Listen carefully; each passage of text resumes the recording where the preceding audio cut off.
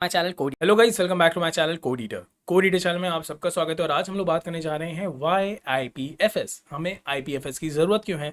और इसके next video में हम लोग देखेंगे व्हाट इज़ आईपीएफएस। तो आइए शुरू करते हैं। अगर हम बात करें एक डिसेंट्रलाइज एप्लीकेशन की, तो हमारी जो डिसेंट्रलाइज एप्लीकेशन होती है वो कुछ इस तरह से दिखती है, राइट। जहाँ पे एक स्मार्ट कॉन्ट्रैक्ट होता है, जहाँ पे एक फ्रंट एंड होता है, और ये दोनों चीज़ों को जब हम डिप्लॉय करते हैं एक डिसेंट्रलाइज नेटवर्क पे, तो हमें एक डिसेंट्रलाइज एप्लीकेशन मिल जाती है। और ये चीज़ मैंने बहुत ही अच्छे तरीके से अपने ब्लॉकचेन के कोर्स में बताई है। अगर आपने वो वीडियो नहीं देखा है तो उसको पहले ज़रूर से देख लीजिए। अब लेट्स से आप क्या करते हो, आप एक डिसेंट्रलाइज एप्लीकेशन बनाते हो, ठीक है। और वो डिसेंट्रलाइज एप्लीकेशन का काम क्या है, उस डिसेंट्रलाइज एप्लीकेशन का काम है कि वो वोटिंग कंडक्ट कराती है, ठीक है। मतलब वो वोटिंग कंडक्ट कराती है।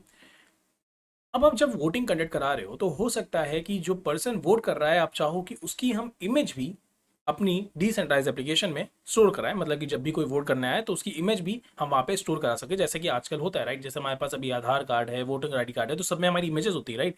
हमारा डेटा भी होता है प्लस हमारी इमेजेस होती है। तो लेट्स से आपको एक डिसेंट्रलाइज एप्लीकेशन बनाना चाहते हो जहाँ पे एक वोटिंग सिस्टम की एक डिसेंट्रलाइज एप्लीकेशन है, और आप स्टोर करना चाहते हो इमेजेस ऑफ दैट पर्सन जो कि वोट कर रहा है, जो कि कुछ इस तरह से लगेगा, राइट। बट अब क्वेश्चन आपसे ये है कि जो भी आप फोटोज, लेट्स से एक फोटोज हो गई, या कुछ लेट्स से आप कुछ पर्टिकुलर फाइल्स स्टोर करना चाहते हो, या लेट्स से कोई पर्टिकुलर वीडियोस आप स्टोर कराना चाहते हो अपनी डिसेंट्रलाइज एप्लीकेशन पे, वो फाइल्स, वो फोटोज, वो इमेजेस आप कहाँ स्टोर कराओगे। And the answer to this question is very simple. आप कहोगे अपनी ब्लॉकचेन पे। अपने एक तरह से ब्लॉकचेन पे हम क्या करेंगे, ये फाइल्स को, ये इमेजेस को, या फिर ये वीडियोस को स्टोर करा देंगे। बिल्कुल सही, आप ये बिल्कुल करा सकते हो।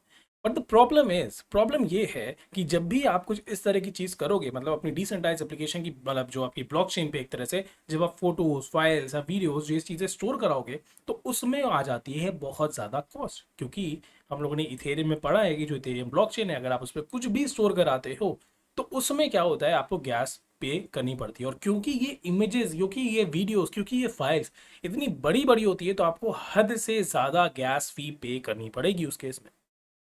मतलब आपने अपना स्टार्टअप शुरू किया था, वो पूरी तरह से अब आ गया है नीचे, क्योंकि भाई इतना आपके पास पैसा ही नहीं है कि आप उसको स्टोर करा सको इथेरियम की ब्लॉकचेन पे।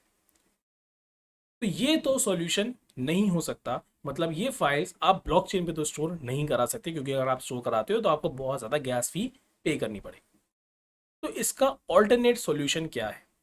इसका ऑल्टरनेट सॉल्यूशन ये है कि आप अपनी डिसेंट्रलाइज एप्लीकेशन को एक सर्वर के साथ अटैच कर दो, जो कि आप बिल्कुल कर सकते हो। आपका फ्रंट एंड जो भी है सारा डेटा आएगा।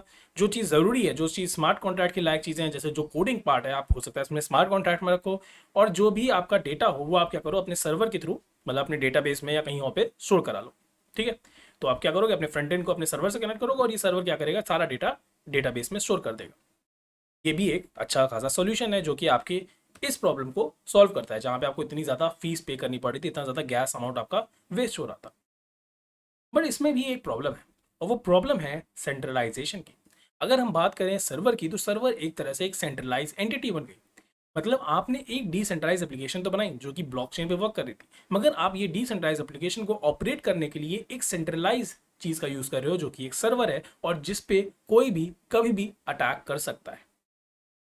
और ये सर्वर, क्योंकि भाई ब्लॉकचेन तो है नहीं कि जो कि इम्यूटेबल हो, डिस्ट्रीब्यूटेड हो, राइट। ये तो एक सेंट्रलाइज एंटिटी है। इस पे कोई भी अटैक कर सकता है, कभी भी ये सर्वर बंद हो सकता है। मतलब कि एट द एंड आपकी डिसेंट्रलाइज एप्लीकेशन पूरी तरह से खत्म हो सकती है। मतलब जो एक एसेंस होता है डिसेंट्रलाइज एप्लीकेशन का, जिस वजह से ये डिसेंट्रलाइज कहलानी जानी चाहिए थी, उस वजह से मगर वो कहला नहीं पाएगी। क्यों? क्योंकि आपने इसको सर्वर से अटैच कर लिया है। तो इसका सॉल्यूशन क्या है? और इसका सॉल्यूशन सिर्फ और सिर्फ एक है, और वो है आपका आईपीएफएस। इसीलिए अब हम लोग नेक्स्ट वीडियो में देखेंगे कि आईपीएफएस क्या है। आई थिंक यहाँ पे अब क्लियर हो गया होगा कि आईपीएफएस की हमें ज़रूरत क्यों है। पहली चीज़, ये हमारा जो ये गैस जो हमें पे करनी पड़ी थी इतनी हैवी फाइल्स को स्टोर करने पे अपनी ब्लॉकचेन पे, उससे हम बच सकते हैं आईपीएफएस के थ्रू। दूसरी चीज़, हमें कोई भी सेंट्रलाइज, मतलब कोई भी सेंट्रलाइज एंटिटी का यूज़ नहीं करना होगा अपने डेटा को स्टोर करने के लिए। तो यहीं पे हमें आईपीएफएस की ज़रूरत पड़ती है। अगर आपको ये वीडियो अच्छा लगा है तो इसे लाइक और कमेंट करके मुझे ज़रूर से बताइए कि आपको ये वीडियो अच्छा लगा। मुझे सच में बहुत मोटिवेशन मिलता है। साथ ही साथ अगर आप मेरे चैनल पर नए हैं तो इसे सब्सक्राइब करना बिल्कुल मत भूलिए, क्योंकि मैं डेली नए वीडियोस अपलोड करता हूँ। रेगुलरली मेरे चैनल पर नए नए वीडियोस भी अपलोड होते रहते हैं। साथ ही साथ अगर हम बात करें अपनी इंस्टाग्राम आईडी की, तो ये हमारी इंस्टाग्राम कम्युनिटी है। इस पर भी आप आ सकते हैं, इससे भी आप हमसे जुड़ सकते हैं, मुझसे डायरेक्ट इंटरेक्ट कर सकते हैं। साथ ही साथ आपको जो भी कोर्सेज से रिलेटेड अपडेट होते हैं मैं वो इंस्टाग्राम पे देता हूँ। तो मिलते हैं हम लोग नेक्स्ट वीडियो में, तब तक के लिए बाय बाय।